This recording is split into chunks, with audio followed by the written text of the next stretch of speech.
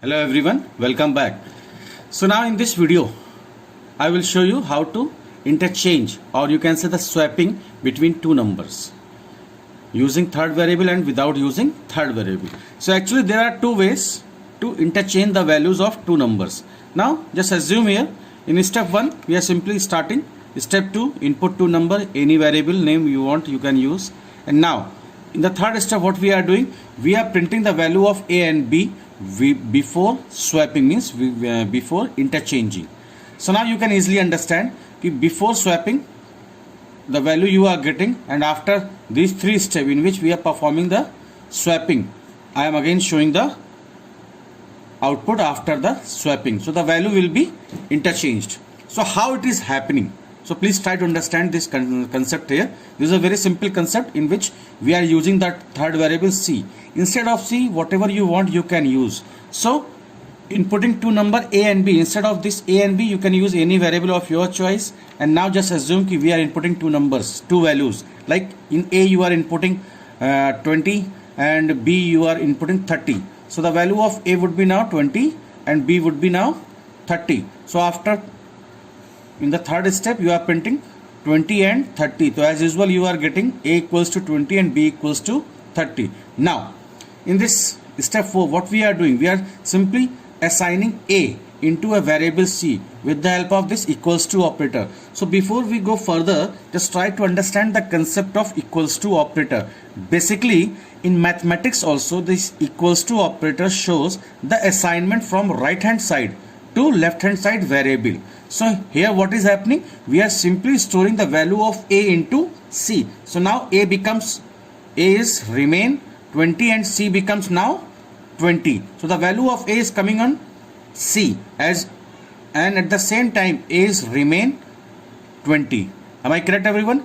Now just move to the next line. After executing this your control moves towards down automatically. Now in the next step we have written A equals to B. So A was 20 and B was 30. So what we are doing with the help of assignment operator, what we are doing, we are simply assigning B's value into the A's value. So A's value was 20, but because of this assignment now A becomes 30. So A is 30 and B's remain 30, right? Before this step A was 20, now it becomes 30. Now please pay attention in the next line. Now in this what we are doing, we are storing the value of C into B. So before this step B was 30, right?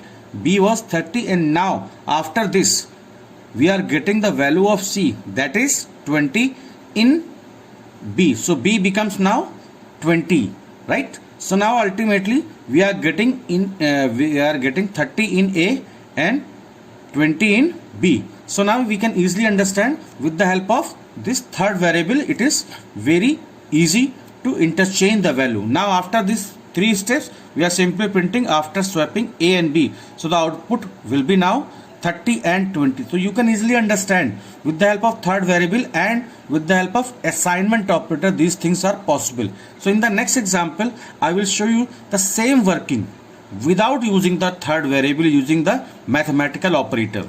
So now look at here, I have already written the algorithm for showing you.